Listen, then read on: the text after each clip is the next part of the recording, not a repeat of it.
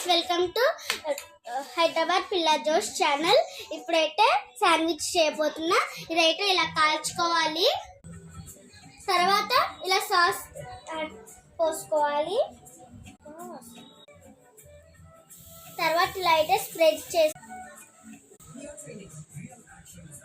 Onion tomato ఇలా వేసుకోవాలి. కొంచెం లైట్గా కొత్తిమీర వేసుకోవాలి. తర్వాత మయోనైజ్ వేసుకోవాలి. మీ ఇంట్లో మయోనైజ్ లేకపోతే ఏం కాదు.